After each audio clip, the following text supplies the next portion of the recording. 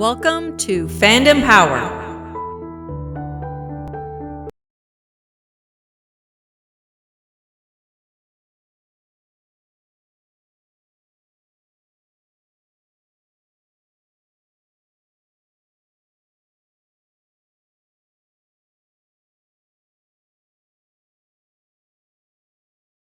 Hey, what's up, guys? It's Wes, Hank, and Andy, and we are back again.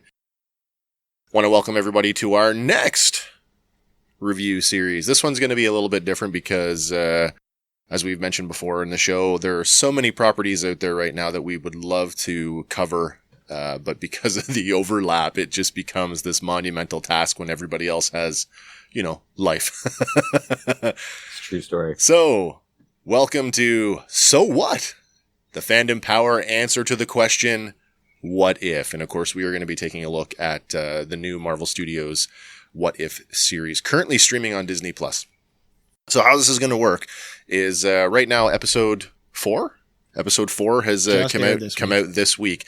So Right. the series is going to run over 9 episodes. And what we're going to do is we're going to do 3 episodes of our show to cover 3 episodes of What If. So today, we're going to cover the first 3. So, what if Captain Carter were the first Avenger, followed by what if T'Challa became Star-Lord, and then finally we'll wrap it up with what if the world lost its mightiest heroes. It's a bit of a round robin today. I'm going to go first this week, as I have the honor and privilege of setting up the how this is going to work. So kind of like last week when we talked about Loki, I guess we need to kind of talk about where does What If come from. So it's an anthology series, and in the grand scheme of things in the comic book world, it's actually kind of young. So 1977 was a busy year because not only did we get Star Wars, but we also got the very first issue of What If, and that was What If Spider-Man had joined the Fantastic Four. Have you guys read it? Not recently. Yeah. Absolutely not recently. No. You know, my collection was vast when I was a child. Wes. Yeah. And I actually, a lot of people own things. I read every single comic I ever owned. I do have to brag about that. So yeah, I remember this one fondly, and I have to admit I also dug all of them out of the digital vaults to reread a lot of it, especially some of the stuff that's occurring right now. So the basic premise of our show kind of follows the basic premise of the comic book, where we have this character, the Watcher, who essentially is watching multiple realities at the same time, with the rule that he cannot interfere, he can only observe and recount the story. So the basic premise here is that Spider-Man, in the regular Marvel continuity, at one time attempted to join the Fantastic Four, and they rejected him. So the What If story posits that they accept him as a member, and that creates some issues between the Richards, particularly between Reed and Sue. I guess she's Sue Storm at that point. They're not married. Right. And then, of course, if you guys remember, there was a character, an arc with the Fantastic Four when they introduced Namor. And there was, there was some romantic trimmings there. Anyway, they turn it on its ear, and Sue actually falls for Namor, and she goes off and she goes off to Atlantis with him. Yeah. So anyway, that essentially that's the big change in the story, and that's kind of parallels what our series, or what the Disney Plus series, is going to do, with the exception that the Disney Plus series is going to What If riff on the films, on the current MCU offerings. Right. So I can't talk about What If without giving a shout out to my favorite What If comic book of all time. This is way back from Volume 2. I can't tell you what year it was, but What If the alien costume had possessed Spider-Man. It's a fantastic story. Totally recommend that you go and read it. Yeah, it's real good. So, like I said, it's a relatively young series. Between all of the standalone issues and the anthologies, there are now the math I have here. It could be off, but yesterday when I was putting my notes together, I came up with a total of 216 episodes, and technically, the series is still going. Sometimes the What If moniker is dropped, and they run them like. Kind of like you guys are familiar with the DC Elseworlds tales. Mm-hmm. They run them like that. Or there was a brief moment in time where Marvel ran them as what they called Marvel Alternity, which was just a rebranding of What If, but it's the same book. Sort of things like the whole Age of Apocalypse storyline in the X-Men. Yeah, big time. A big What If. Yeah. It was the whole thing was a big What If. Yeah. That kind of brings us to where we are now, and we kind of get a look at, here's some of the marketing material that we got for the show. And man, if this was a comic book, there's your splash page, right?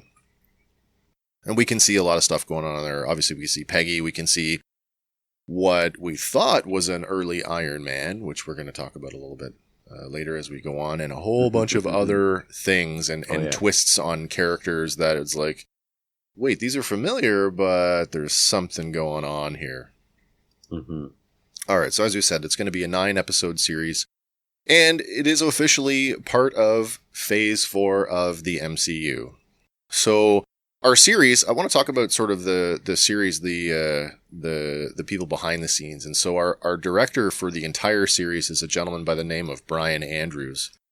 And so if you're not familiar with Brian, and this is really cool, this happens a lot, especially in Disney, and we've seen it particularly with a lot of the Star Wars animation, is that, so Brian was a storyboard artist, and he's been with the company for a long time because he's worked on Iron Man 2, Avengers, Iron Man 3, Thor the Dark World, Avengers Age of Ultron, Guardians Volume 2, Infinity War, Ant-Man, Captain Marvel, and Endgame.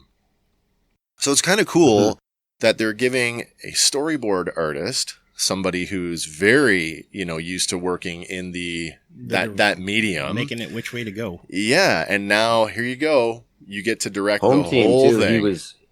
He was also a storyboard artist on Clone Wars, the Tartakovsky one.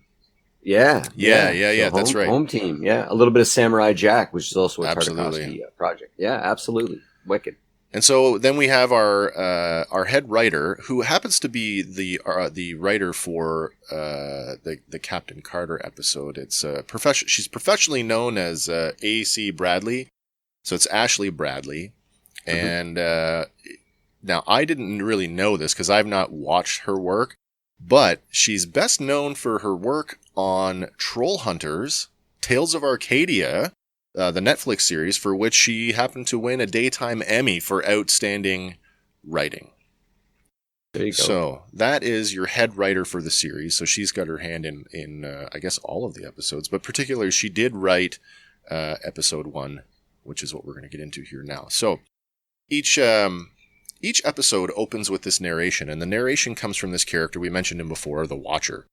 So here's a shot of the Watcher. And I went for the classic look. There was a ton of artwork that I could have chosen from, but I wanted to get that like super classic look. This is kind of the Jack Kirby. Yeah, exactly. The Kirby-esque. There he is. No, not the Eternity looking guy. Well, funny that you say that, because now fast forward to this year, we get the series out and we get this awesome narration. But what we get is a shot of this. And I know, Andy, we were talking before, and that's exactly what you said. You're like, why does he look like Eternity?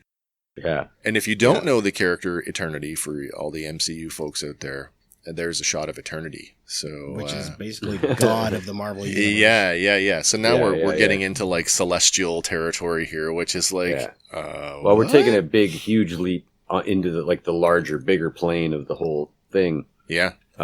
It's really good.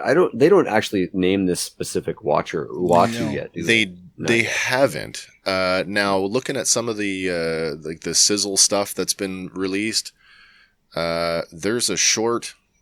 It's a teaser, but it looks like he's going to make an appearance in Flesh and Blood in a future episode. Don't know what the context is, but it's a sort of blink and you'll miss it moment where he's there. So I'm very curious to see how that's going to work out. What I really like about this is the characterization of the character, that opening narration, and it's veteran actor of the stage and screen, Jeffrey Wright. And if you're not familiar with Jeffrey Wright, so I actually, as I'm doing my research, it's like, oh yeah, Jeffrey Wright. He's one of those guys where, you know, you hear the voice and you're like, I know that guy, but you can't tell me who he is. You just don't remember his name, and then you see him and you go, that's him. So anyway, there's Jeffrey Wright. And of course, the man has like over 70 screen credits, but more recently, for those of us who are like steeped in the fantasy sci-fi genre, you might recognize him as BT from the Hunger Games.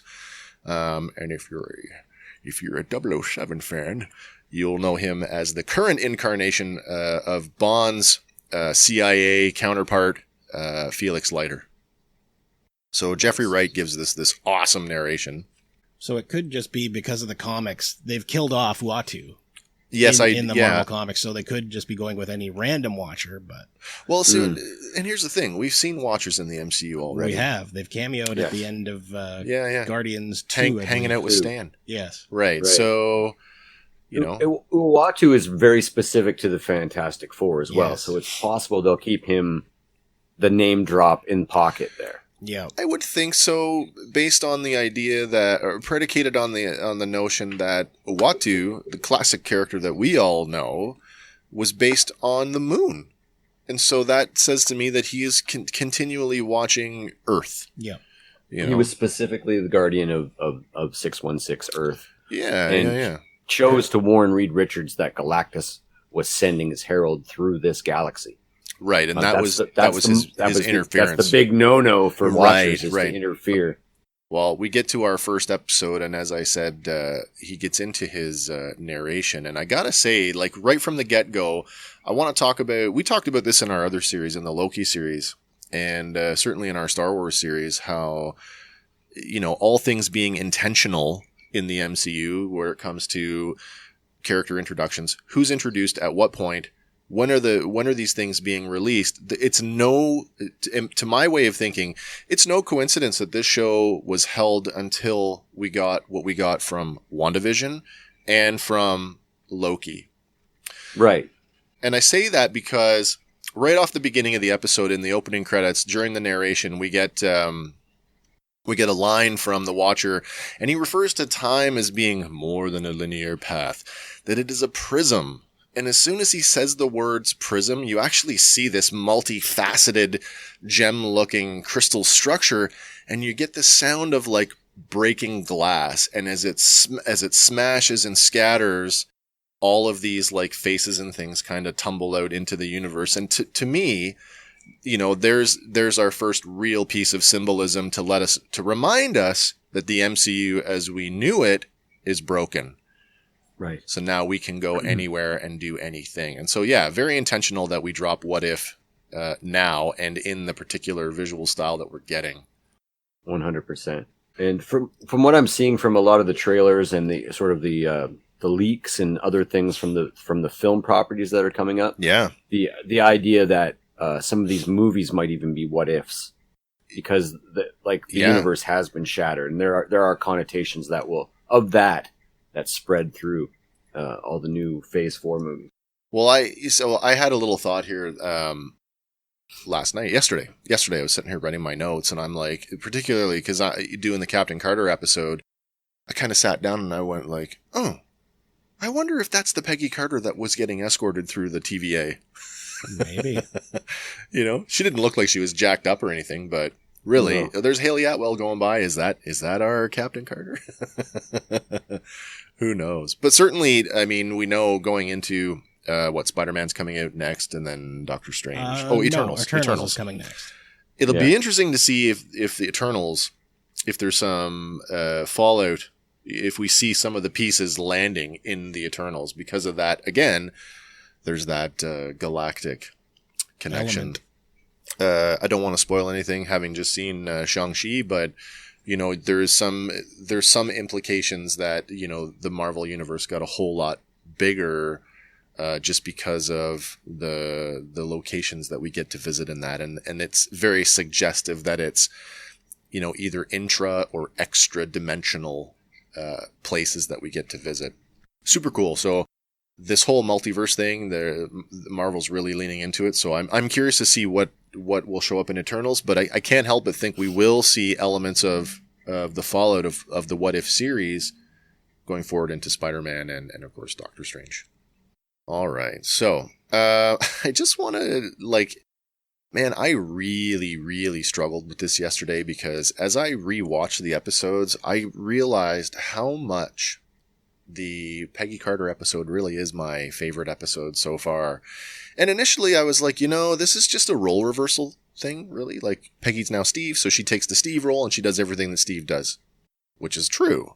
By the same token, the episode diverts enough that it is its own story that runs on its own merits, and really this entire episode is one ginormous Easter egg. There is so much stuff in there that I probably could have screen capped the entire episode, and we could have, I said to Andy yesterday, I said, you know, we really could have done one of our Star Wars style breakdowns on this episode. There is so much going on that makes it its own story that I feel like it's not like we're doing it a disservice, but it's like we could have done that style of episode and it would have been completely compelling. But so what I'm going to do is I'm going to run through the episode and I'm going to hit on some of the major the role reversal stuff. And as we go through it, I'm going to just sort of throw my thoughts in on top of it, sort of what I liked, what I didn't like.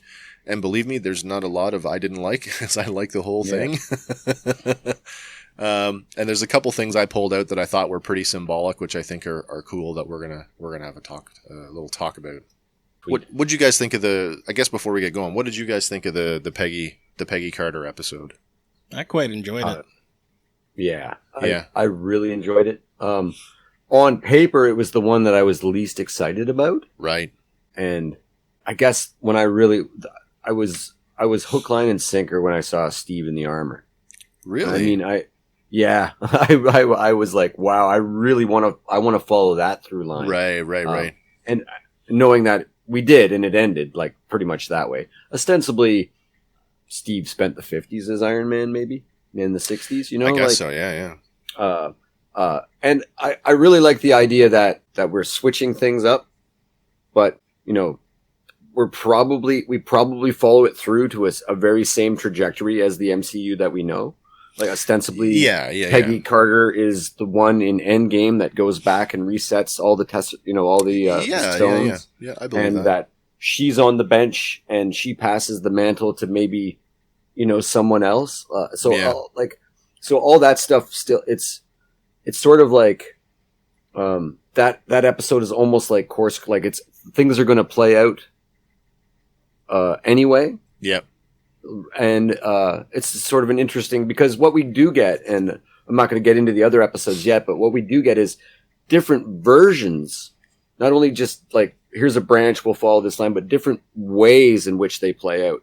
Like one plays out very much the same, one plays out almost parallel, one plays out completely different. So it's very interesting. I mean, the animation, I can't say enough about how Disney the animation is, and at the same time like a moving Marvel comic. The animation, I will say, how good it is. I like it too. I mean, as far as like, and this reminds me of some of those first cell shaded, fully rendered video games that we've played. You know, like a Robotech Battle Cry. And other games like that. There's a Transformer game that has a similar animation style. It's so good too. Yep. In this episode, I found like they must be rendering this stuff in 4K right off the hop, because it's just so spectacular. Even as I'm doing, and you'll see it when I get to the images, some of the ones I screen cap, where there's not a lot of motion blur when you freeze frame. It's like, holy shit, they really... That's actually a difference in animation, because you have to animate the motion blur if you want it. Yeah. So, I mean, you're going to find a lot crisper images, like frame rates or different cells or individually. Yeah, it's beautiful. So good. And if just a step out of line, like the Doctor Strange, if you just look at a screen, it's a shot of him. He looks like a Disney prince. Oh, like, for sure. The mashing of the styles is so... I can't go on enough about it. Beautiful. I like that for the most part across all of the episodes so far is that, by and large, just about everyone is instantly recognizable. There's very little like, oh, that doesn't really look like, No. If anything, this episode, I think, and I don't even think they used the same actor because the Tommy Lee Jones character, whose name escapes me, I don't think was included in this. That they used another military guy, a colonel. Might as well just be Colonel Jerkface because that's who he was in my mind. Right. But I didn't recognize him because I thought, oh, that's the Tommy Lee Jones character, and that's like, no, that's a different guy. Like it's not even. He's not saying any of the same things. Yeah. Tommy Lee Jones has a cameo in that episode. They pan by him. Did they? Oh, okay. Then 100%. I totally didn't even see that. I was too busy following what Peggy was doing. Yeah. So the movie. It's a half-hour miniature movie. Yeah. And this one we talked about it before when it first came out. Like for a 34-minute episode, how much was like jammed in there, and it ran at a near breakneck pace. Which was great because you were never waiting for anything to happen. It was just like, oh. So the Watcher says that the first divergence is when Peggy decides that she wants to stay in the room when Steve is supposed to get into the Vitamita Vegemix chamber. The Vitaray chamber. Yeah. A little Lucille Ball humor for you. But really the biggest divergence is when the Hydra agent goes to steal the super soldier serum and Steve jumps out of the chamber and ends up getting shot. So that kind of puts us in this place where like, oh crap, what are we going to do? And, the general or the colonel's yelling at, Steve to get back in there. Peggy's like, he can't, he's been shot. And so then the general starts yelling at, Howard Stark, you get in there. He's like, I'm the button guy. I push buttons, which, gets us to this, where we have no choice. This is the only way if we're going to do this now. And we get that classic, role reversal shot. And a lot of these role reversal shots are cool. Like they really pay off in the familiarity department. But it's like, oh, that's really cool. And when Howard runs over to catch her, because she is like ginormously taller than him now. Yeah. I guess the next biggest divergence is that Hydra does not get the Tesseract. In fact, the Americans do. And so that really diverts us in the sense that, in First Avenger, they had all that time where they developed all the Tesseract-based weaponry. So that makes a huge difference as we go down the episode because they don't have that anymore. So it's literally like Hydra's just another branch of the German army who's no better equipped, than they were in our actual history. I want to talk about sort of and this is the thing that I thought was interesting was the episode leaned into, and maybe Lauren can appreciate this, how the colonel treated Peggy and talking about women's roles in the military. Mm-hmm. And how, they don't do the front lines and they don't do combat and they don't do all this stuff. And he's like, you're lucky you're even in the room. I think there's a line at one point. It's like, that's a stand up and cheer moment when she absolutely. Oh, and there's a line, you might break a nail. And I thought,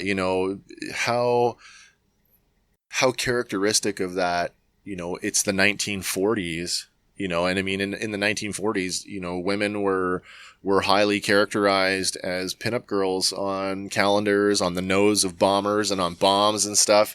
Or stay back and get in the kitchen. Right. Or the other one was all the women that went to work. And so you got Rosie the Riveter. Yep. And you got that characterization of women. But, do your part for the war effort, go to the factory. With the understanding that as soon as the men come home, you're out. Yeah. Well, if that doesn't get subverted in this episode too, the whole notion about how women in the 1940s are now looked at. Mm. So then we get like this pretty cool splash page where again almost think that they went back to that frame of in the film where they took the Steve coming through the door with the Howling Commandos and just animated over top of it. Yeah. But here I've called it Captain Carter's Howling Commandos. Yeah. But seriously, this episode is just a super giant Easter egg. I mean, going back to the Tesseract thing, with the Americans now having the Tesseract, we get this guy. We get what comes to be known as the Hydra Stomper, which, you know, interestingly enough, it's familiar in that it looks like Tony's Mark I suit. Mm-hmm. Only better. And it's clearly powered by the Tesseract, right? I got a couple shots of that because I think it's super cool. There you go, taking out a tank with it. But then you get to sort of this, like, the best part.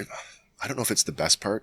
We get to the middle act of the episode where Peggy almost single-handedly pretty much thrashes the German army to get to the Red Skull, and it's got this old-timey swing music playing, and it's almost like a Second World War newsreel, like, and there's this montage of her just cleaning house. And it gets punctuated with this sort of like, there's your classic, you know, it could be a 1940s war poster, right? Yeah. But you get this montage. And this is where I said, like, I could have screen capped the whole thing. It was just so incredibly stunning, like visually stunning. But you get this moment here where, like, and I said this before, but this version of the super soldier is doing stuff that Steve Rogers never would try. Like the scene where, I don't even know what the building is. She's on top of the building and she nails the guy with the shield from like hundreds of meters away. Right. And it still comes back to her. It's like, ooh. Lauren and I had this discussion. Like, she's already she's a British super spy. Yeah. Like, you know, the Americans might have this idea of where a woman's role should be, but clearly the character, even going into the film version of this, was a highly trained operative. Yeah, I mean, so she was. You give a highly trained operative the super serum, she's already going to know how combat works. Like, Steve, all the best intentions, was still picking up garbage can lids and trying to defend himself. Yeah. He's still the guy, and they show that he's still the guy that runs at a guy with a gun. Still, gets shot. He's still that character. Oh, absolutely, he is. She, like, you know, whether the fanboys out there like it or not, she's a more skilled combatant than Steve Rogers was when he first picked up the I would definitely give that to you in a heartbeat. There's a moment in that montage where, talk about reuse of footage, where Peggy does this, like, she's fighting guys on both sides, and it mirrors the Civil War fight between Tony, Bucky, and Steve. And it's almost move for move the same fight, but she's just like, shield here, kick there, flip there, punch there. And then the guy, that big German guy, is like, oh, the Santa Fräulein to, and she's like, oh, really? Just 2 punches, you're out. Yeah.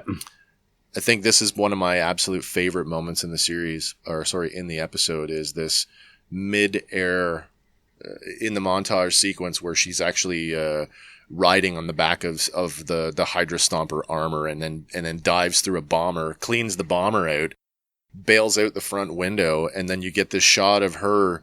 You know when Steve went out the window in Civil War and he landed on the shield? Like, it's kind of evocative of that, except she's falling forward through a German fighter. Smashes the propeller and then snags the handle to climb in the cockpit. Anyway, this is what I was saying about before about the motion blur, where even that on a freeze frame, because that's a very, very fast sequence. It's so cool. It's like they did not, like, the number, traditional cell animation, like, it's number of drawings per second that give you that smoothness. Yeah.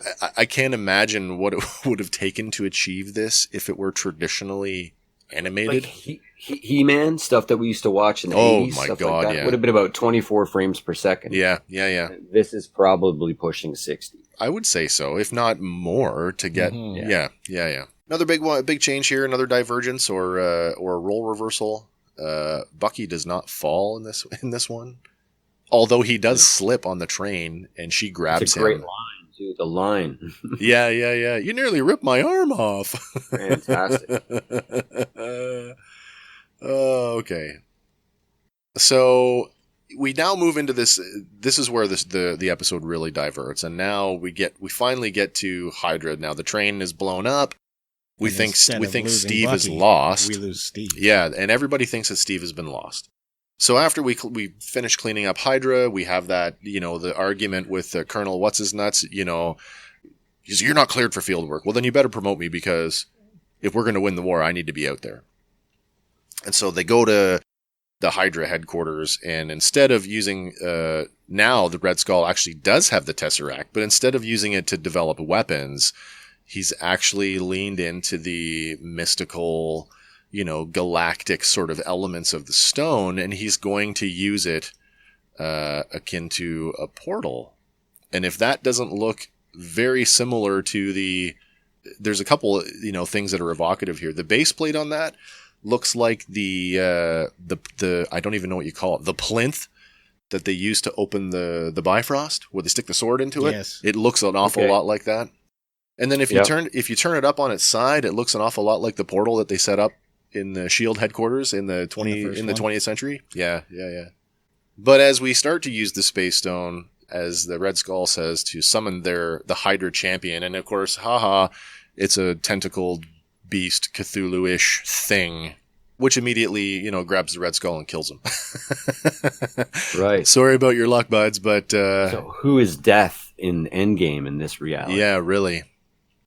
But this brings me to my second, and the thing with the German fighter in this moment that I'm about to show you, these two they compete for my absolute favorite moments of the episode, where you get this like uber awesomely symbolic image of this.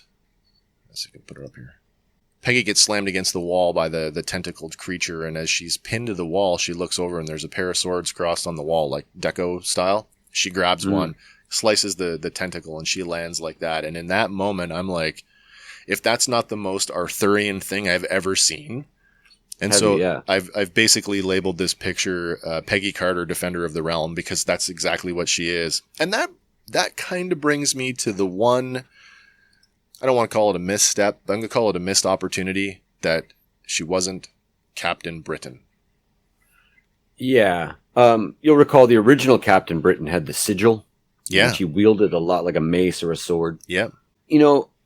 Because the world is so politically charged now. Yeah. I think making she's still got the Union Jack on the shield, and on we still know that the costume. Yeah. I think maybe giving her the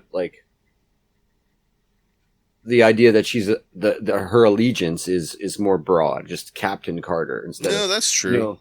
Instead of Captain America. Right. You could easily see, except that it would offend nearly the whole fan base, where he could have been Captain Rogers to eschew absolutely. any sort he of political. Yeah. Right. They did a good job of not clubbing you to death with the old-fashioned "this is what America means," and the Winter Soldier Falcon show did a lot to bring us a more modern version of what being American would mean to someone.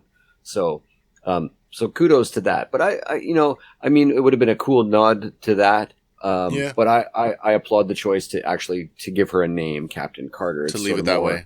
Oh, that's cool. Kind of empowering. Yeah.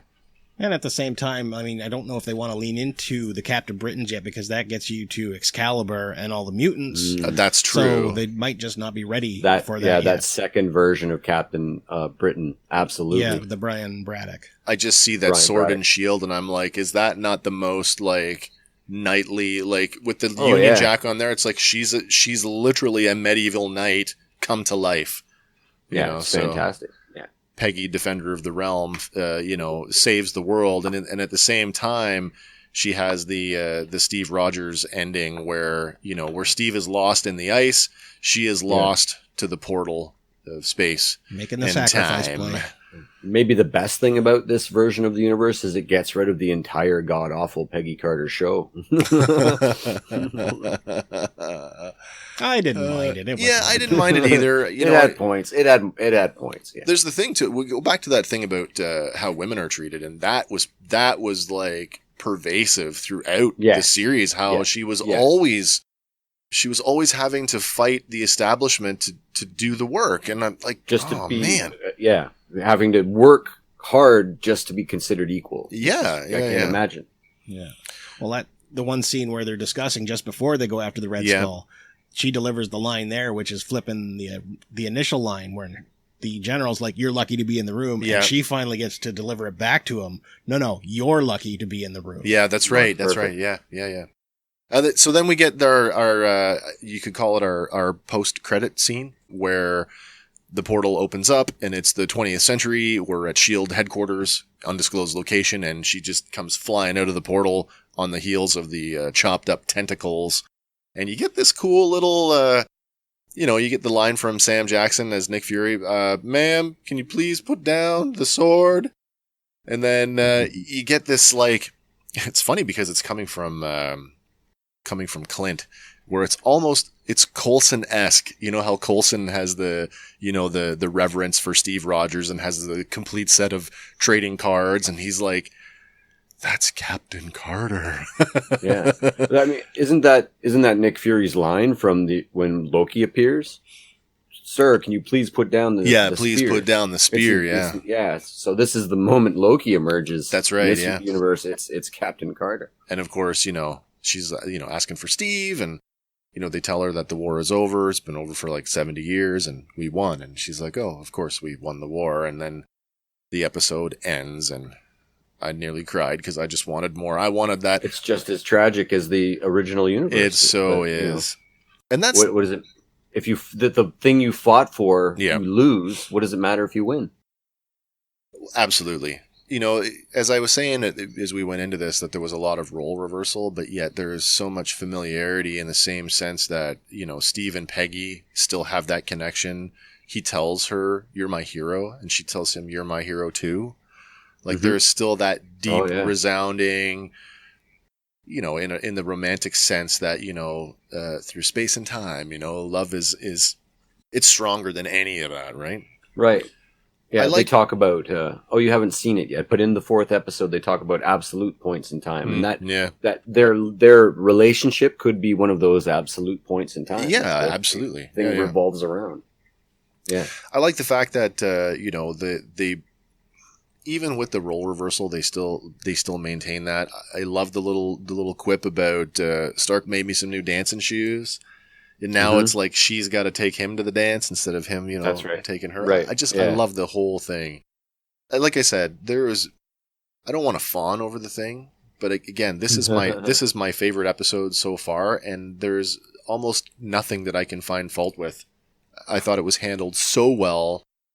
I don't think you could pick a better episode to open the series with, because it was so punch you in the face, action packed, and just delivered on just about every level. Well, paralleling the first Avenger, right? So well, this is it too, right? gotta lead with your first. What did you guys overall think of the episode? Did you guys have any favorite moments that you liked in this one? I definitely liked her getting past the restrictions imparted on her by like her male counterparts. Yeah. It's yes, you're the captain now, and they should fall in line. The breaking the mold thing. Yeah, I really like that too. It's very strong.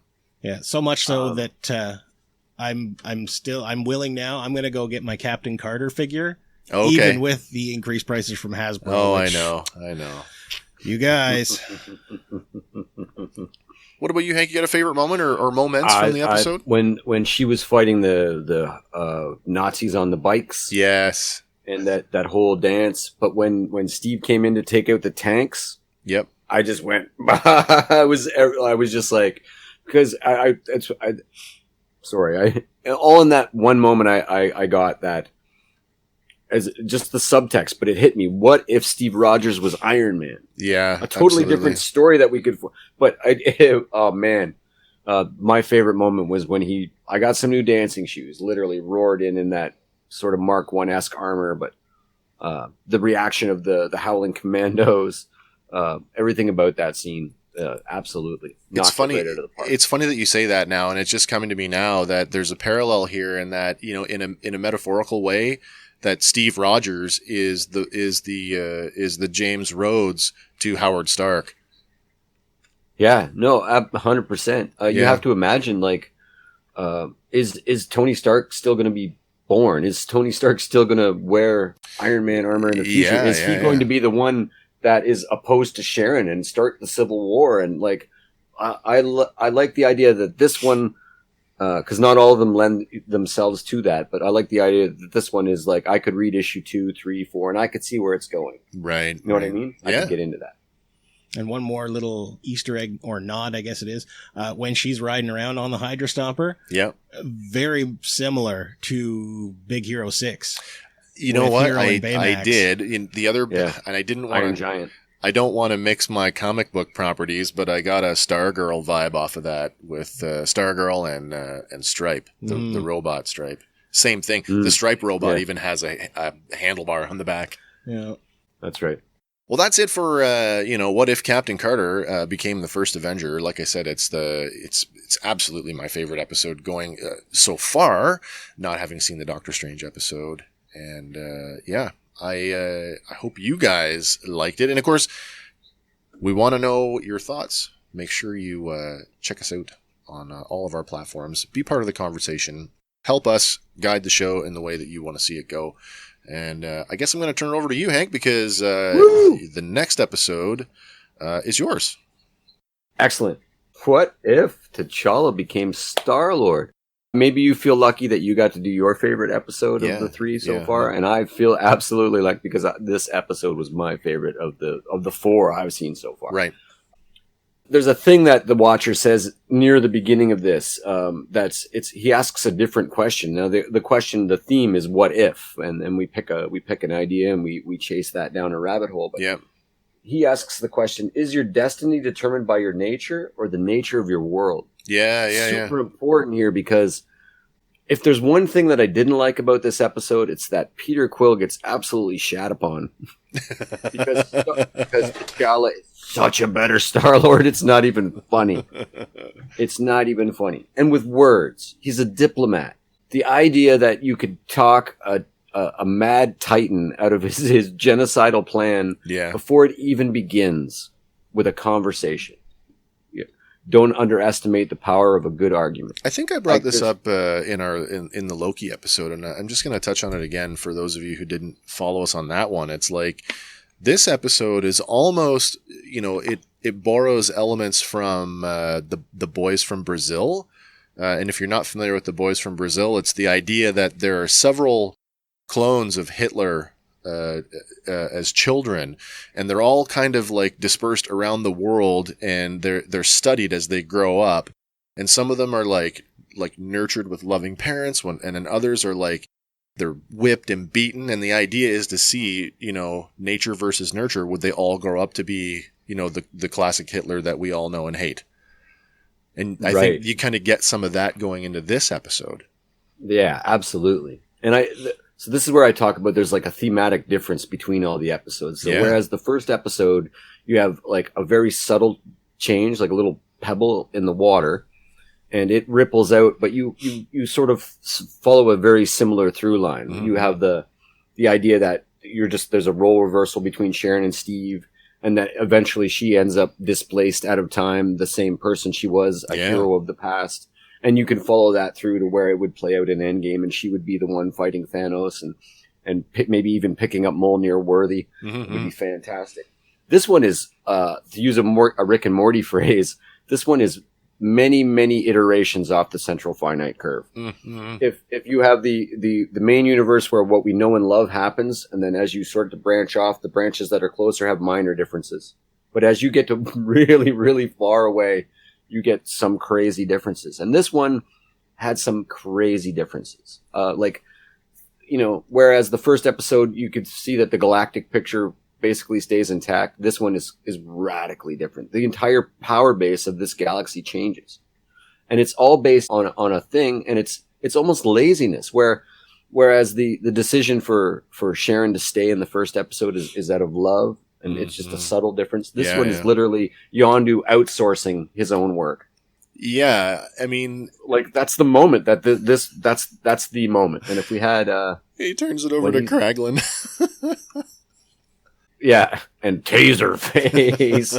So 2 look holes, 2 see holes, 2 hear holes, one food hole, 1 eating hole. Yeah.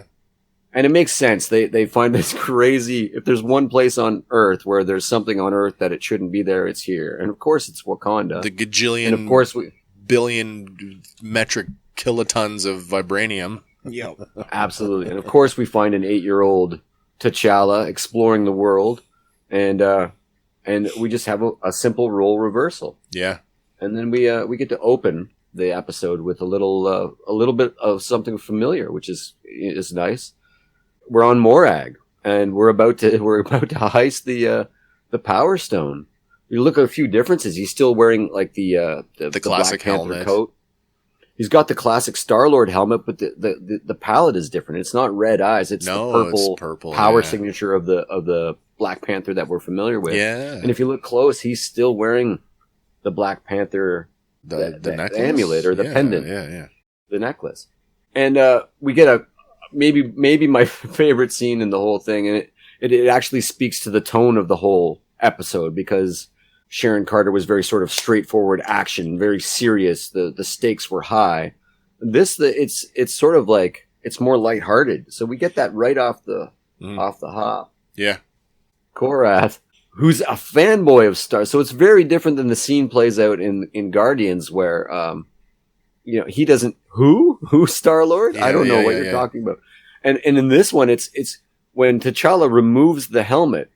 That's when the recognition instantly knows who he is. Yeah. I'm a huge fan.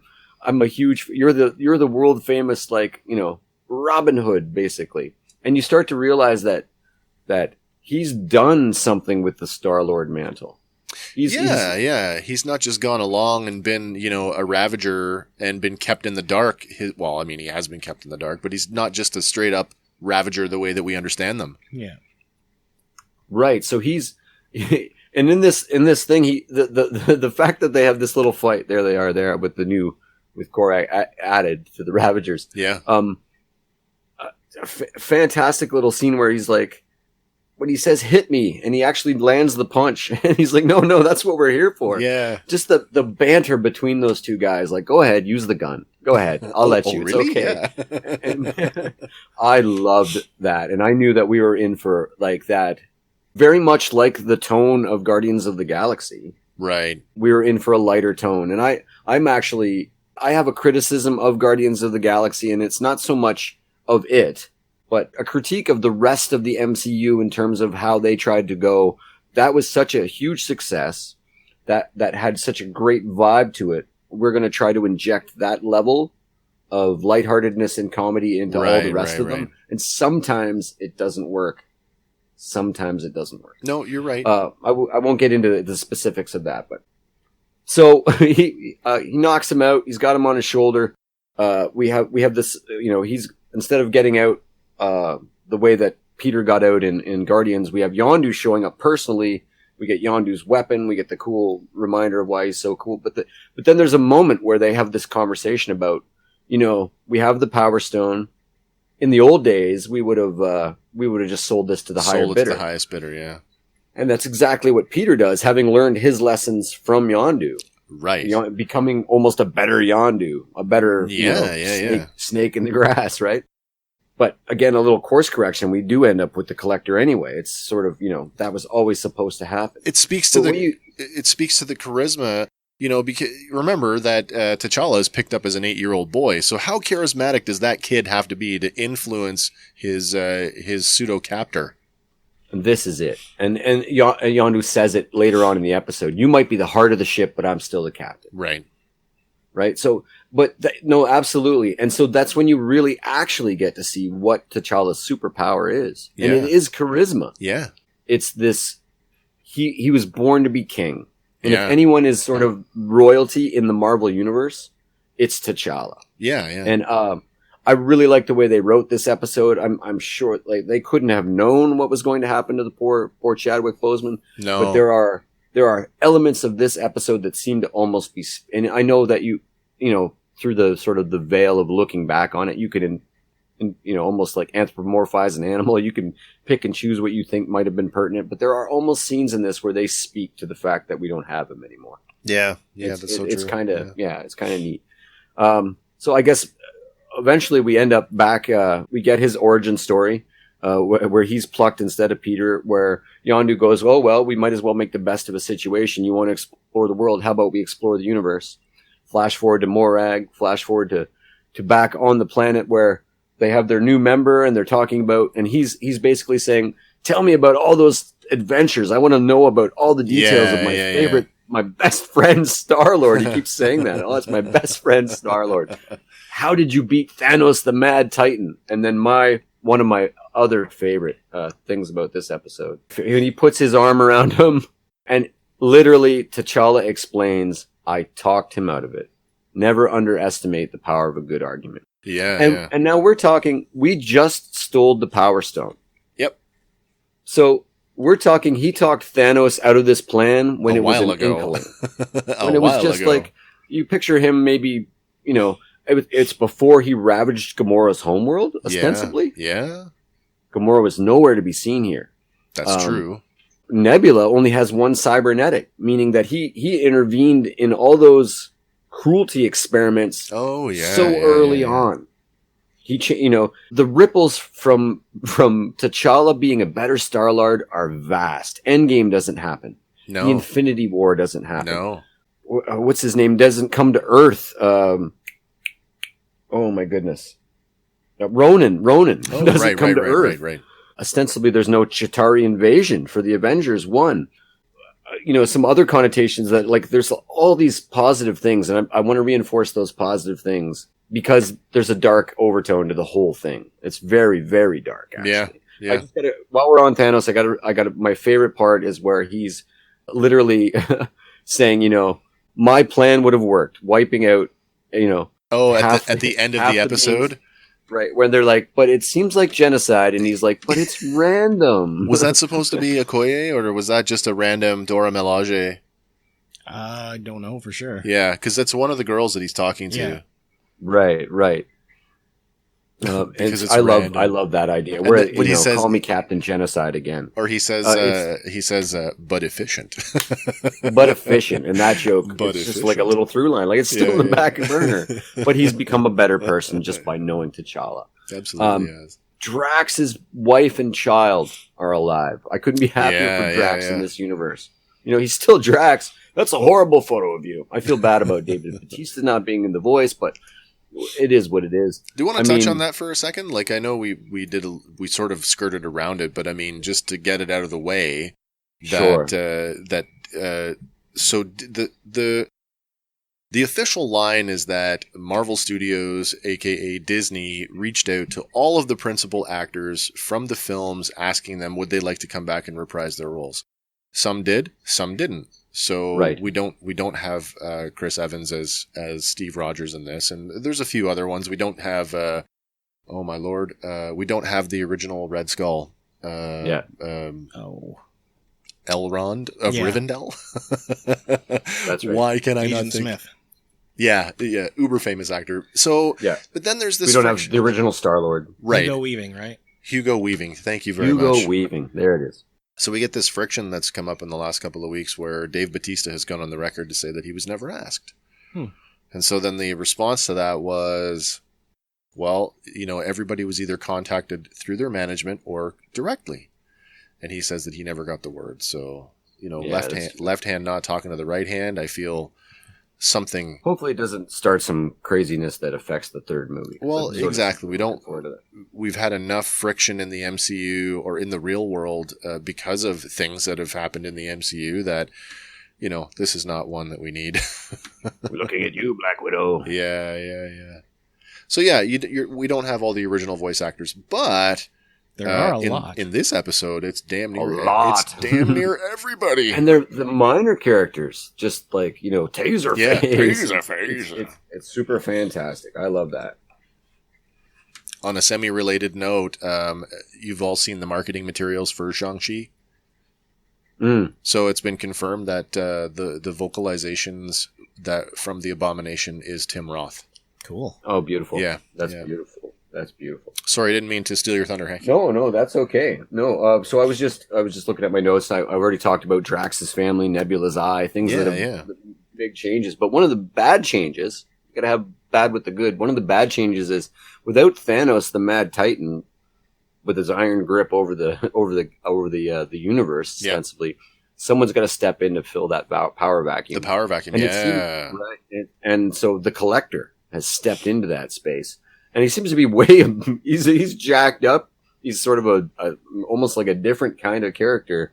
Certainly he's going to have to be more imposing and more like hands-on instead of just like one of us that collects, that's exotic things, I guess. You get the impression from this version of the character that he's doing a lot of his own work and not having people like agents go and get his collectibles for him. He's going out and doing it himself. He's certainly more equipped or able to do that. Oh, big time. You add the fact that the Black Order actually serve him now. Yeah. Which sets up one of my favorite moments is when Thanos gets to fight the Black Order. I loved that scene. Yeah, me too. Loved it. So I guess the crux of this episode is a planned triple cross, and we have a very similar idea that we're gonna head in Guardians, where we were gonna sell the Tesseract but double cross him and maybe steal some other things. This is this sort of the same idea. You get the distraction in the street, but it's Thanos and Taserface and the other Ravengers having a street brawl, which calls the Black Order in, and they realize it's a distraction. But T'Challa's already off looking through, the collection, and we get some of the stuff that was the Easter eggs from the Guardians movie. We get them back. We get Howard the Duck. Yeah, fantastic scene. And they're a lot more out of luck if you don't go duck. They're a lot clearer in this one too. Right. We get the Dark Elf in the box. We get the dog from the Apollo program. Yeah. Cosmo. Cosmo. We get some beautiful stuff there. The thing here, we get a little more of Seth Green, who voiced Howard the Duck in the movie, in the sort of the cameo after credit scene. But we get him in a little larger scene here, where he actually gives a little tour. Yeah. And tells him where the sort of the MacGuffin of this episode, which are a thing called the Embers of Genesis. Yeah. Because we know T'Challa is all about nobility and helping. He's Robin Hood. He steals from the rich to help the poor. And the Embers of Genesis will literally, just like Star Trek, to grab a Star Trek reference, the Genesis program device, literally seed a whole world or whole star systems and feed trillions of beings. And this is end hunger in the galaxy is literally what T'Challa says. So the noblest of reasons they plan a heist. And it's a triple cross, because you think for a moment Nebula's on the bad guys team, just like Nebula's Nebula, but no, it's a triple cross that was all part of the plan. And then you get this brawl with the Collector. Yeah. And when he calls down this crate behind him, and you start to see there's some darker overtones to this. We know that there was no Avengers movie. Right. There was no Infinity War movie. There was no Civil War. There was no, things panned out very differently. But when he opens that case, and this is like a veritable trophy case, right? He pulls out the knife, the dark matter knife by the Lord of the Elves. Yes, Loki's true father. Yeah. And then he's got Captain America's shield in there. He's got Thor. He's got Mjolnir. He's got Thor's hammer in there. Yeah. He's got Hela's helmet in there. Yes. He's got Korg's arm in there. Yeah. Suggesting to me that he was the preeminent villain from the Thor Ragnarok. Big time. Yeah. Right? So while his brother was the preeminent villain of the, like the Grand Master, they're brothers. Yes. I don't know if you guys knew. Yep. So he was much more involved in the sort of, however Thor Ragnarok played out. Perhaps, Bruce Banner never even went to Battle World or whatever it was. Yeah. Sakaar. Sakaar, yeah. So very interesting sort of connotations, like, and one of my what if questions for the whole episode is, what if I knew how he lifted Mjolnir and put it in that case? How did but it does. There's like a broader, like, are these sort of celestial beings? Are these higher tier beings not subject to human worthiness, if you will? Right. Like, is Thor human? I don't know. And I always thought that Asgardians were human, and that Eternals were human. Or not Eternals. Sorry, Inhumans were human. I got that. The name would suggest. Inhumans, I definitely got the vibe that they were humans, but then they're subjected to the Terrigen mists, and that's what changes them. But fundamentally, their basic DNA I always is still. felt that Asgardians, being like human gods, were humans themselves, just on a whole other plane. Yeah. there's one. I'm going really obscure, but there's a New Mutants annual where the New Mutants go to Asgard, and in particular, the character Sunspot is so much more powerful, literally because he absorbs his power, kinetic energy from the sun, turns it into raw strength. Yeah. And Asgard's proximity to the sun is closer. So he's even more powerful. It's just a tidbit there for everyone. So the battle with the Collector, he dons Hera's the headgear. Yeah. He pulls out the necro blade and the necrosword. I mean, he's got there's some crazy Easter eggs going on here. But then he gets his comeuppance in a way too that just like the Red Skull was killed out of time in the first episode, the Collector gets his comeuppance here as his minions, and all his collections close in around him after they trick him into the box, and his girl Friday there just opens because the box. what is it he says? T'Challa says to Yondu, we're going to play, Sticky Fingers? And he's like, who's going to be the glue? Oh, you are, because you lied to me. Right. So, and I want to talk that. I was sort of going a little bit fast, but there's a little subtext there because T'Challa learns that Yondu lied to him, and it's a lie that was based on the last thing that T'Chaka ever said to him, which was about the warring nature of humans, about how they're not about peace. They're about war and destruction and chaos. And that's why Wakanda is a sealed society. Right. And so probably having told Yondu that story, Yondu uses that story to exploit and to keep, because he loves it. He says, that's my kid at the end. He loves T'Challa like his own child. It's almost a different, he had to stop the Ravagers from eating Peter. That's right. Yeah. This is a different, you're the heart or the soul of the ship. That's a different, I feel bad for Peter in all these ways. That's one aspect of the episode that I kind of wished we'd spend some more time on, was in the exposition piece where T'Challa is explaining that Yondu tried to return him to Wakanda once. I'd like to know how that conversation went. Like, how did that come around? Like, I'll try and take you home. And then... right. Yeah. He could have taken him anywhere that was destroyed. Yeah. Just told him that, But, again, T'Challa's powers or his nobility, his forthrightness, he instantly forgives him. He's like, okay, you're going to go get punched in the face by the bad guy. This is how we'll solve this. He puts them, when they're in prison, he puts them up, you lied to me, but they quickly resolve it. And they, he forgives them. And I think one of the other best things about this is that King T'Chaka never dies. No, he doesn't. Zemo never kills him. No. So we have two Black Panthers. We have a Black Panther on Earth, ostensibly operating as the Black Panther. Yeah.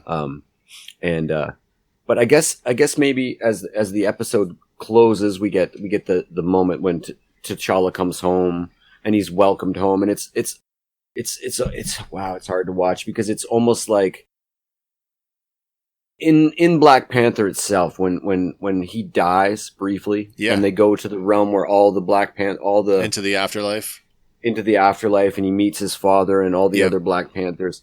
It's very reminiscent of that scene for me, where he gets to go home, and you realize, if whatever you believe, that he's gone home someplace different, and that there's a line, and I try not to get choked up here. Where is it?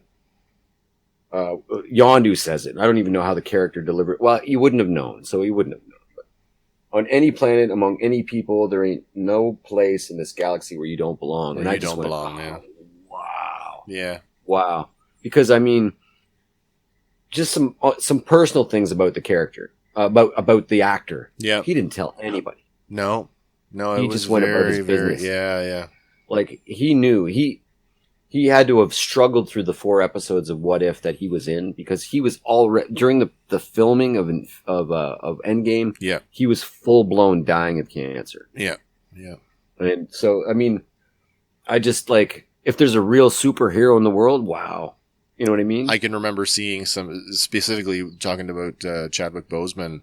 I specifically recall there was a behind the scenes thing of one of the night, I guess the evening talk shows. I don't know if it was like Kimmel or Fallon or one of those. They were basically taking the audience members out, and they were obviously they were talking about Black Panther. And so they were like, hey, we're taking the opportunity if you want to send a message out to Chadwick Boseman to tell him, what the movie meant to you, and just send out a general shout out. And so they basically stood there in front of a camera, and as these people were delivering their messages, what they didn't realize was Chadwick Boseman was behind the curtain. And so he came out and met every one of these people, and they hugged, and it was just this incredibly touching moment where these people, and I get there's an element of being starstruck, and I think, we've been to conventions, Andy, we know what that's like. Yeah. But it was so genuine in everything that he said and how he interacted with those people. And absolutely. Well, these movies, they're made to entertain us, but it goes way, way beyond that. Like, they affect people in such a way. I had an and this is part of that. And I don't mean to steal your thunder, because I know we're talking about this, but I'm almost done anyway. Yeah, no, do your thing. This is my position on entertainers, and anybody who says that an entertainer is not a viable career option, or that they're less worthy than doctor, lawyer, whatever. I have this point to offer, and I said this when I met Dean Cain, who played Superman on Lois and Clark. We were talking, and I told him that I was in the military, and he's, thank you for your service, and, for doing what you do. And it hit me. I'm like, I just got to tell you, I said, thank you for being an entertainer and doing what you do, because in the worst times, if I'm sitting there doing whatever, and I can squeeze in an hour to watch a movie or to read a book or to watch a TV show that I've recorded, what you do as an entertainer makes it easier for me to do what I do professionally. So never discount the value of the arts, because it's priceless. There's no other way to say it. We can't put a value on them. It's really nice when these people are human beings, when they're not so wrapped up in whatever it is that they've imagined that they have to be wrapped up in to do the job. Yeah. It's really nice when they're like legit people. Absolutely. I get the same vibe off of Chris Evans and I think so too. All the stuff I see on social media. I was going to say, certainly his Twitter feed suggests that he's a real person. Yeah. And then two of my favorites from a couple of my favorite properties, like Mark Hamill and Patrick Stewart. Yeah. Like if I was sitting down with a beer, over a beer with those two guys, it feels like it would be effortless. Like those are just, despite the fact that they're these actors, they just seem so genuine. And maybe that's because they're such good actors, maybe. But I really like that about my actors. If I'm going to care about these properties and stuff, and we do get invested, maybe. If you ask Harrison Ford, we're crazy, but we do get invested. That's right. And that just makes me like Harrison Ford even more, because it means he's Han Solo and Indiana Jones in real all at the life. same time. Yeah, he's so coy. It makes me like him more. Yeah, exactly. But I'm super excited. There's 3 more episodes apparently that feature Chadwick Boseman. Oh, really? Wait. Okay, that's exciting. Even if they're just minor, I can't wait. A human treasure. Everything I've ever seen him in was just gold. Yeah, exactly. Gone way before his time. I just want to end though that this seemed to be like a very it was jovial. We had a lot of laughs. Thanos. We got a lot of laughs out of Thanos. We got a lot of laughs out of a lot of the characters. But we end on this very, very dark note. Yeah. And I don't know if the jovial nature of this universe actually is the punchline. The punchline is that Ego finds Peter Quill himself on Earth. That's right. Ego doesn't have to trick anybody into bringing him to the planet. No. He comes to Earth. Ego, the living planet, is on Earth now. And there's no reason for Peter.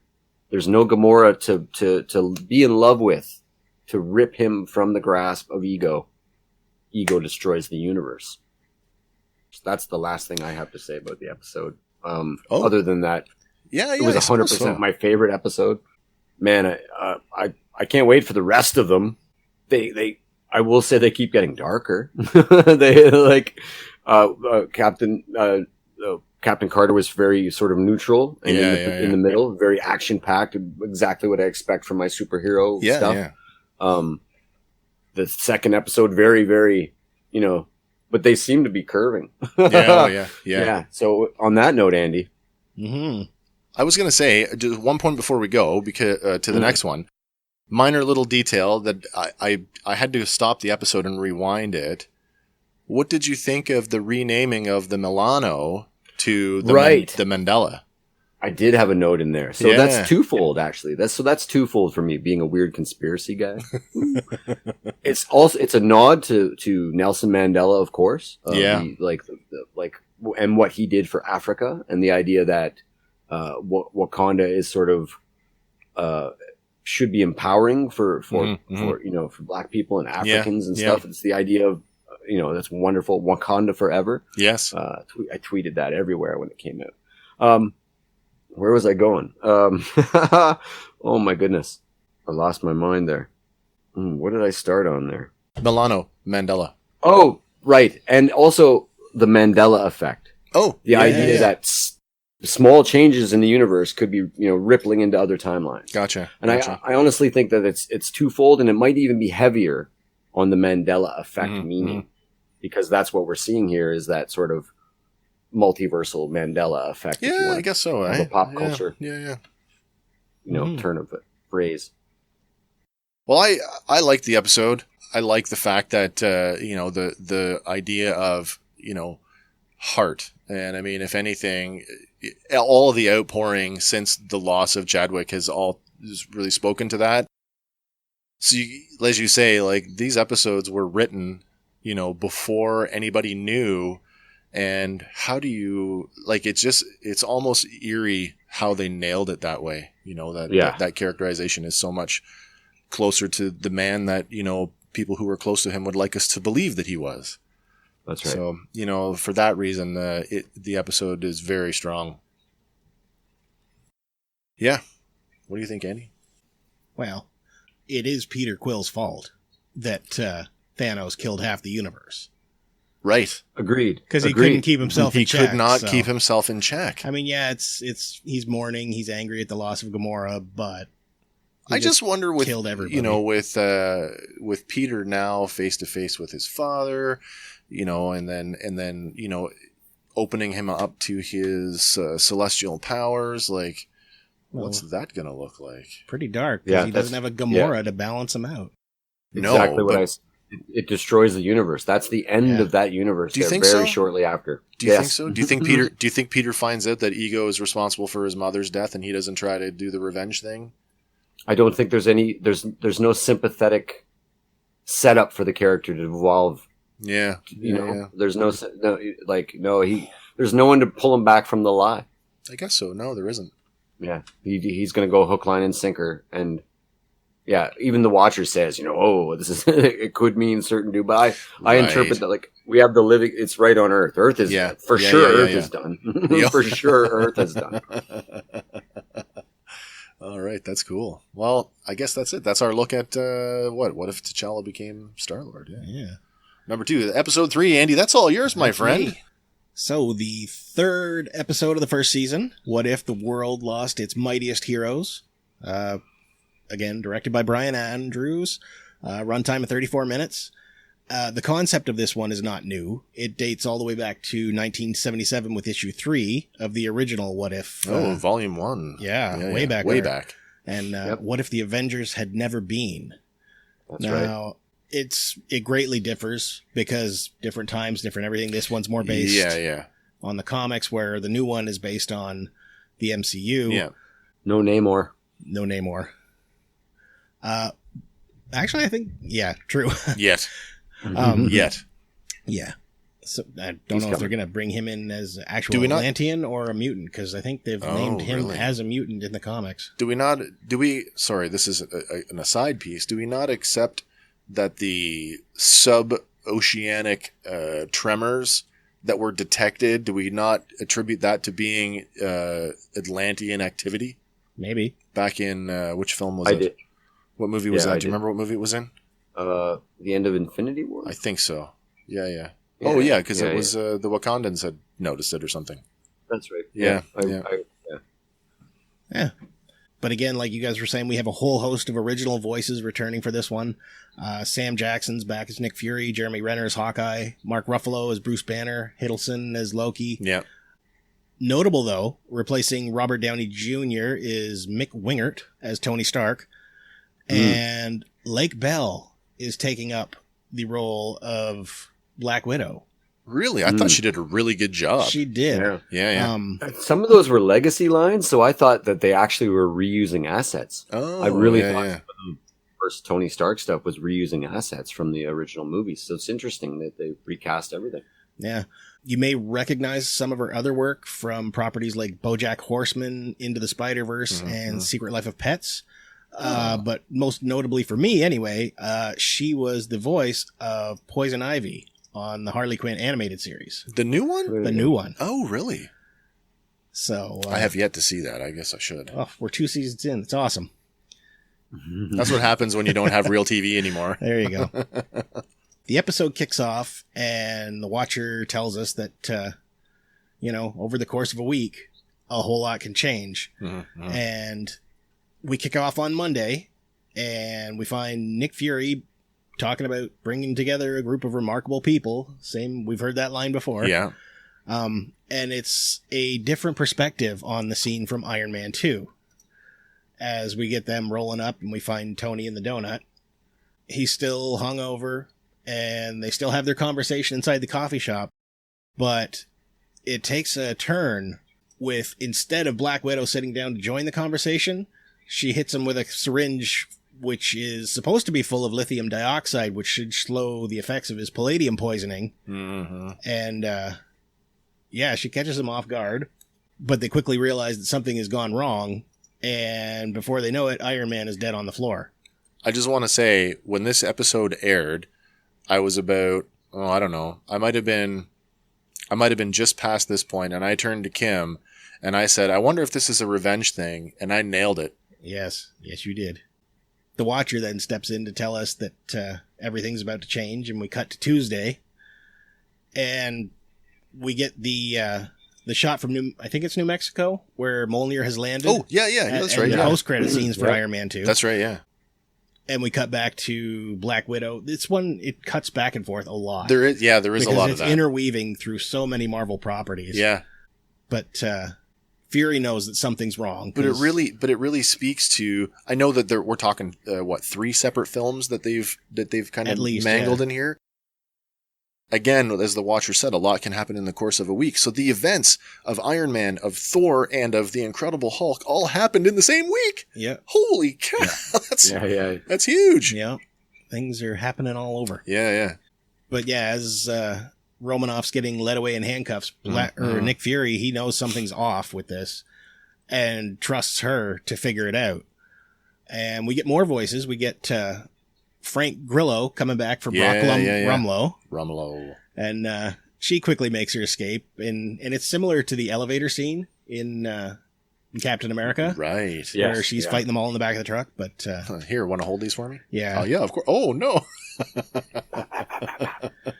But then we shift into Thor territory, and we pick it up right at the beginning of Thor, where he's going after the hammer. And just as we saw in the film, he's stealthily making his way through until he gets where he's going. But they kind of turn this one up a bit because Coulson catches sight of him, and he can't help but point out that he's a male, Caucasian, tall, and he's got really great hair. Really great hair. Yeah. Yeah. With the swoop. And Fury's like, what? And he continues to swoon. He's like, oh, he's gorgeous. And Hawkeye, he takes his position, same as he did in the movie. And with his bow trained on him, he waits for the signal, and he remarks, Coulson wasn't lying. His really hair does have good hair. Nice. That's funny. Yeah, so little comedy beat before it goes to hell. And Hawkeye slips, or at least that's what we're led to believe, and out goes Thor. You wouldn't think that an arrow would be enough to take him out, but... No. This is one of the things that came up sort of, in the post, in the time after this episode. It was like, did Hawkeye really have like a god-killing arrow the whole time? Maybe. Did he? In the comics, we know that he's had one capable of taking out the Hulk, but... Fair enough. Not having ever met Thor in this universe yet, you wouldn't think they would have, the contingency plan for it. No, yeah, that's a good point. But, he swears that it wasn't him, that the arrow that's lodged in Thor's chest is not his fault, that he slipped, and sitting in his cell, he's just, he's going nuts. He's like, how did I slip? How did I slip? How did I slip? Right. And Fury decides he's going to get him to talk, but it's already too late. They enter the cell, and Hawkeye is now dead. Now Hawkeye's done, too. And, of course, they all flip out. Yeah. Coulson's like, who did you let in the room? Because nobody in, nobody out. And... well, that's 3 Avengers in, 24 hours? Yes. Less than that, maybe? Yep. No, 2 days. 2 days. Yeah, I think we're just at the end of Tuesday. Tuesday, yeah. But the mystery deepens as Nick Fury already has the information that Barton was married with kids. So that puts him further down the road that this is not right. Something's wrong. Got to figure it out. But even now, another comedic beat, Coulson is still swooning over Thor. And he's like, even in death, he smells like lavender. Oh, yeah. Yeah. So, Fury takes a moment too, and he's like, takes a big sniff, and he's like, oh. So it's dark and light at the same time. But then we continue on Wednesday as Black Widow has now reached out to Betty Ross. But this is one where she did not come back to voice it. Liv Tyler. Yes. Yeah. So it's a replacement there. But she's trying to figure out what went wrong with the cure. Yeah. And she's told that the antidote never made it out of the syringe, but it looks like a tiny projectile has been fired from it. Yeah. And we get the first of the callbacks to the Incredible Hulk film as Natasha spots the pizza delivery form on a table from Stanley's Pizza Parlor. Stanley's Pizza. Yeah, I like that. Which is a double nod, like to the parlor and to, of course, Stanley. Yeah.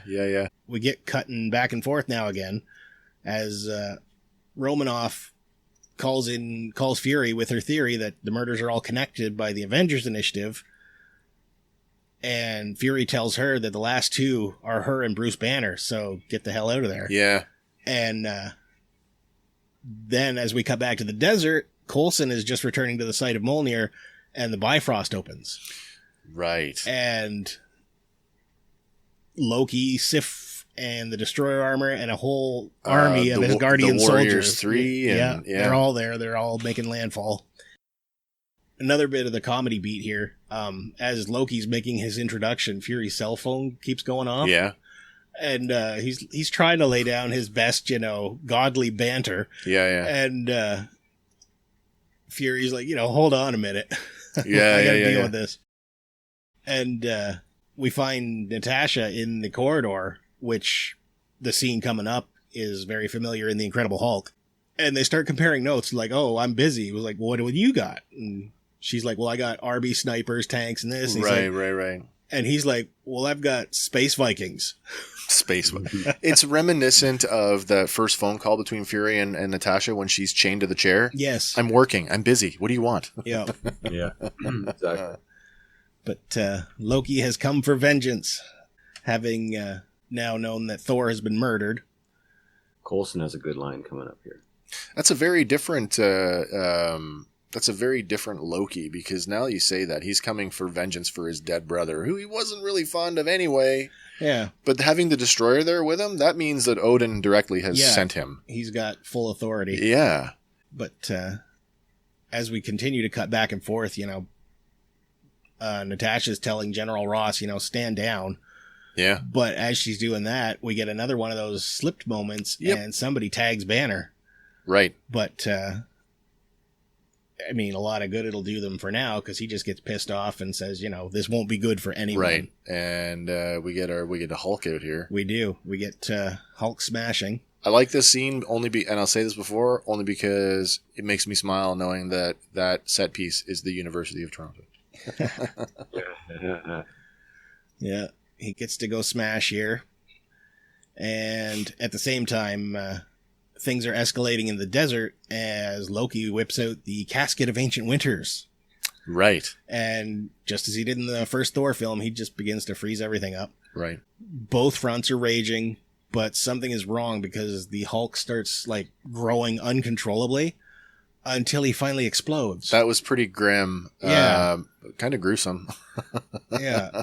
I mean, it's similar to the ending of the Ang Lee Hulk, where he says, "Take all my power," and the father/absorbing man blows up. Right.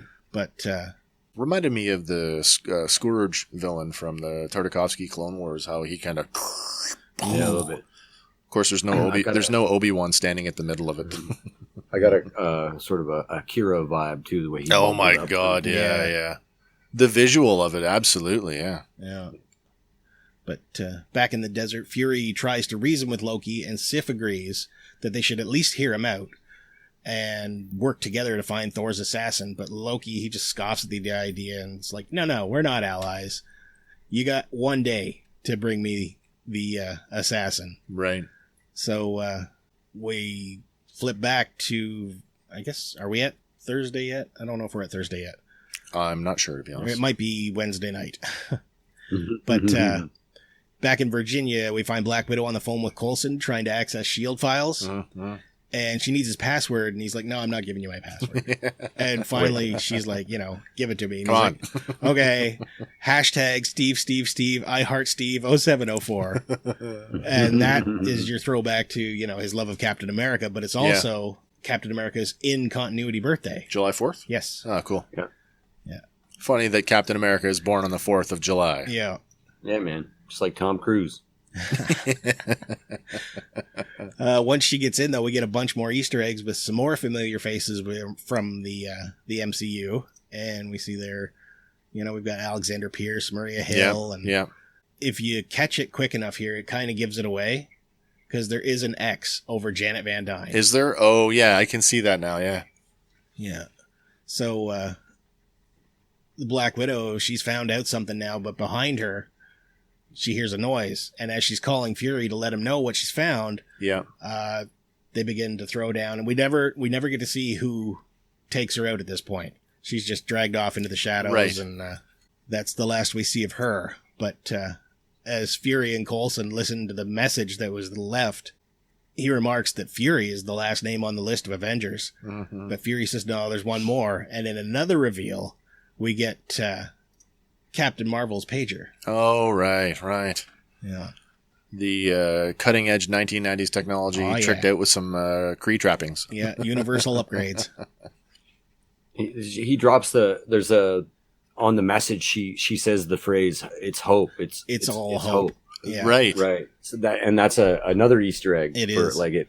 If you're familiar, you could have interpreted that two ways, right? Yep. At first, I glanced over it, and then I went, "Well, no, wait a minute." What do you mean it's all about hope? Oh, you mean hope? Because I had seen the Janet Van Dyne. My brain was starting to rapidly put it together. Yeah, it comes together pretty quick after that, because as Fury is pondering their last hope, being Captain Marvel, he's like, "Oh, hope," and then he races off to make his pact with a god or a deal with the devil.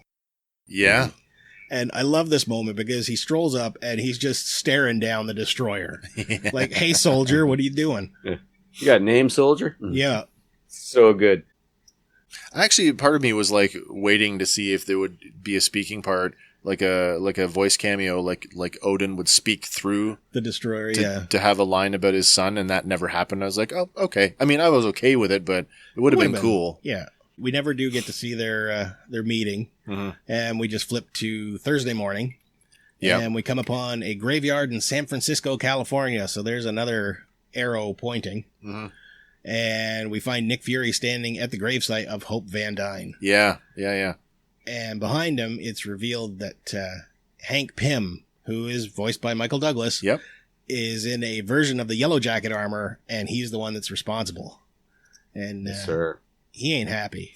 So back when I was saying we were watching and shortly after Tony Stark was killed and I said I nailed it, I said Hank Pym, but I did not, and I said it was a revenge thing, but I didn't realize that it was going to be for his daughter. Mm-hmm. I totally missed on that, even though I knew it was going to be him. I just didn't know what the motivation was, and that was like, oh, okay. Yeah. So as they're standing there, though, like you do see Hope's grave. Yeah. But we don't see Janet's. No, so presumably Janet's still stuck in the quantum realm. Yeah. Right. Yeah. Looks like a classic Disney villain too. At the same time, exactly. Doesn't he like though? himself. Yeah. Crazy eyebrows. But he blames S.H.I.E.L.D. for the death of Hope, and Fury insists that she was killed on a mission outside Odessa, Ukraine. And this is yet another Easter egg, because this was referenced when Black Widow was ambushed by the Winter Soldier. Right. When she was pulling a guy out of Iran. But Pym continues to circle Fury with all his frustrations, getting vented about his daughter and his wife. And you don't really question it yet, but in an odd moment, Fury says, her mother was an agent? Yeah. Well, this is where I got a little cloudy, because it's like, okay, so in this universe, Hope Van Dyne went on to become a S.H.I.E.L.D. operative. Yeah. Whereas in Ant-Man, it's like he made the Wasp Gen 2 suit for Janet, and it just never got handed out until, okay, you can go and be. Yeah. Yeah, she remained at the corporation. Yeah. Kind of oversaw the research to try and keep what's his name in check. Yeah. Yeah. The first Yellow Jacket. Yeah. Cross. Yes. Cross. Right. Yeah. But Fury, so you think that gives you the right to murder people? And then we get treated to the montage of how he pulled off each one as just a means to hurt Fury and S.H.I.E.L.D. And when he's asked, why Thor? And he snaps and says, you would have recruited him in a second. Yeah. And then I love this moment, but Pym shrinks to attack. Yeah. And Fury just smacks him away with ease. Yeah. Catches him right out of the air. We get this little quick fight scene, and it's got quite the Matrix vibe to it. Mm-hmm. And, Fury. I briefly thought that he might have had the super soldiers serum before the Fury line. Yeah. Oh, that's interesting. Pretty crazy. Yeah. Well, I mean, look at that right there. Doesn't that suggest, he's pretty spry for a man of his age? Yeah. And Pym's quick to notice that out. He's like, you're pretty spry for a guy with a corner office. Yeah. And he continues to assault him, and it mirrors that Neo scene where, just kung fu shots. Oh, yeah, and he's just, blocking every one. Yeah.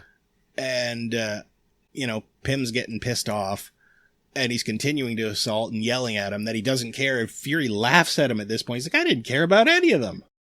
And that's when I knew. Yeah. It's like, okay, something's not right here. Yeah. Yeah. And Fury continues to egg him on, trying oh, you're a killer. Kill me. Yeah. Go ahead, kill me. Yeah. And, that puts him off, and he ends up destroying Hope's gravestone. Yeah. Which, gives him a pause. Mm. And then things get really weird because, the Furies start multiplying, and as he shrinks and tries to fly up, he gets turned into a giant icicle. And the Furies are just all laughing around him. And we do get the reveal that, yes, Loki has stepped in as the Furies. Yeah. But the real Fury steps out of the shadows to take him into custody, and Loki tells Fury that this was an absolute pleasure.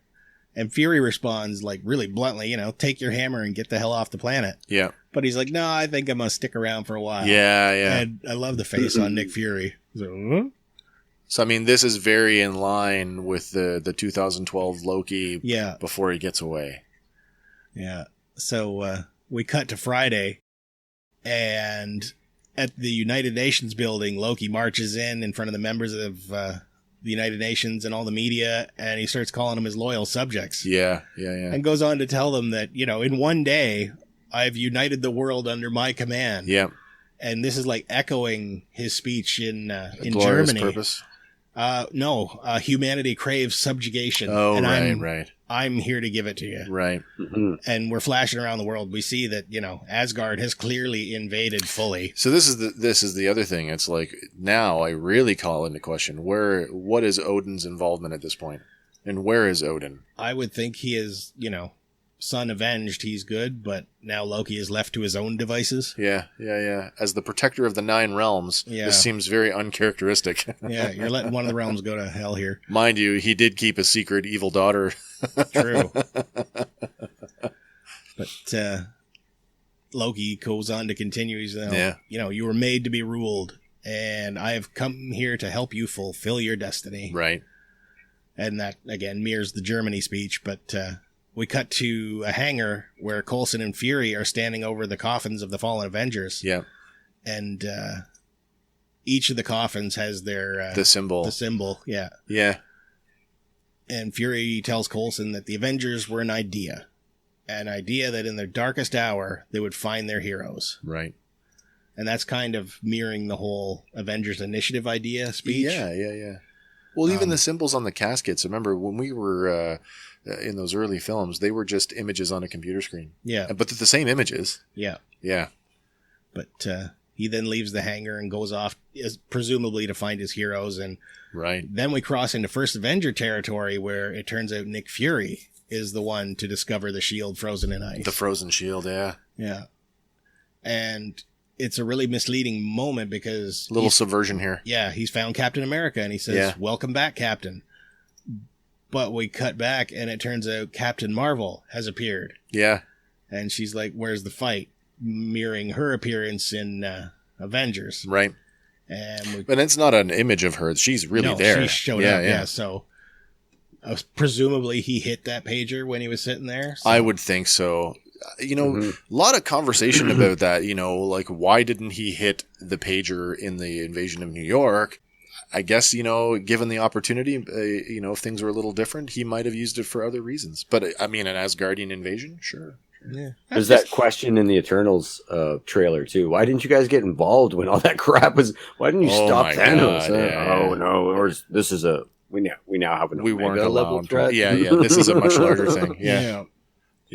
But overall, a pretty dark episode. But humor layered in just enough. Yeah. I mean, again, that whole certainly Coulson had some great lines in it. He did. I think there's a little line there where Fury says something about they've come to take over Earth, and he says something like Middle Earth. Like there's a Lord of the Rings reference. He says something about Loki's army resembling the Middle Earth army. Yeah, that's right.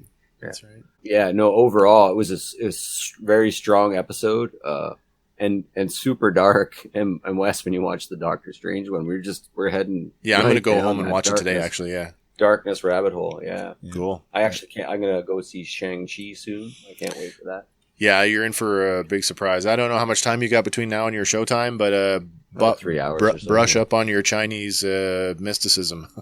Yeah, no, so like that's the other thing Lauren and I were talking about last night when we were like, do we want to wait to October?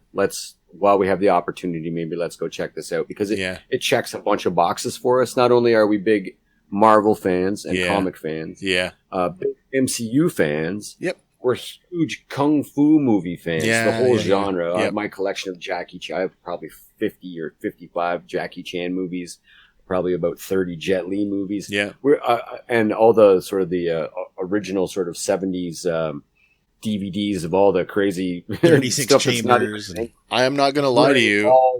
Yeah, I won't lie. As I was sitting there watching the movie, I could not help but think if Bruce Lee was alive today, he would be in the MCU. He would be a superhero. 100%. He totally would. So on paper, it checks a lot of boxes for me. Yeah. The fact that there's a Hulk villain cameo, and I'm all in. I can't wait. It's a lot of fun. The movie's fun, and there's a lot of nuance. So it's hard to keep your eyes everywhere, but keep your eyes everywhere and plan for a second viewing because I know I want to go back and just kind of revisit some of the nuance that, oh, did I see that thing? Oh, damn, it's gone. I need to go back and see it again. Did you premiere access Black Widow? I did, yes. Have you seen it yet? I did, yeah. Yeah, okay. Yeah. Have you seen it twice? Have not. No, me neither. Yeah, okay. It sort of speaks to it, the other day I nearly did. I like it. I really liked Crimson Dynamo in it. I really liked that character. Yeah. I'd like to see him in more stuff, actually. I think that, I wouldn't be opposed to an Armor War adaptation. Especially now that they're talking about the next, maybe picking that up. Yeah, and then the next Iron Man, the girl possibly. Riri Williams, Ironheart. Yeah. Yep. Absolutely. So we've got 6 more episodes. Well, technically we've got 5 more episodes of What If. The 4th episode came out this week. So again, how this is going to work, we're gonna bank it up. So we're gonna wait until we have 3 more, and we're gonna do those all together. And then we'll do a final 3 as a wrap up, and that will conclude our So What series, which is our answer to the question of what if. There's a gap coming, right? Yeah. So we have 4. 5 will be out by Wednesday. Wednesday, but 6 won't be out until the following week. So Wednesday, on our regular recording slot, which is Saturday, we've got 2 we're going to have a gap. Yeah. I have a proposal then. Yeah, Stay in the theme and also pull from our past themes. Why don't we next Saturday get together for an hour and a half and have a fantasy what if Star Wars episode? Oh, you know what? That's been a fabulous idea. Yeah. What if we each come up with 1 or 2 or 3 things that we carry, like create your own what if episode based on Star Wars. And we'll bring that to our sort of a fan review of our own. Cool. Does that sound? Yeah. I would definitely be down for that. Yeah, I'm down for that. I will do that. Oh, cool. I don't know if I'll get 2 or 3. I'll definitely get 1. Yeah. I have one really strong one already. Yeah, me too. I don't want to talk about Well, I want to, we'll confer after we're done recording because I don't want to steal anybody's thunder. All right. Any more? I got no more. Guys, I hope you're enjoying the show. I hope you're enjoying What If. I hope you're enjoying our show. As always, we love doing what we do. We do it for no other reason than we love to talk about the properties we enjoy. We hope you enjoy them too. We hope that you'll come along for the ride with us. And as I've said many times before, if you like what we're doing, please like and subscribe to all of our channels, our social media, our YouTube channel, and tell your friends about us too. I know that the long form podcast is not for everybody, but everybody's got to, got to be on the road at some point. So take us with you. This is it. We're definitely good for the road. And hey, don't be shy. Reach out. Yeah. Let us know what you're thinking. Let us know where you want us to go next. Because again, we could shoot in the dark and just pick random properties, which we are going to do. But if there's something you guys want to see specifically, you could be on the show. Yeah, absolutely. You guys could be on our show. If you're an expert at something we're not, we're totally willing to listen to an expert on something that we're not experts in, because we're fans of experts that are fans of things. Yeah. All right, guys. Well, that's it for me. I don't think I've got anything left. Until next time, guys, I guess. Pithy extra. Oh, I don't even have a pithy. I don't have a pithy outro this week. Oh. So what? So what? All right, guys, that's it. Bye for now. Hey guys, thanks for listening to Fandom Power. Be sure to like us on Facebook and follow us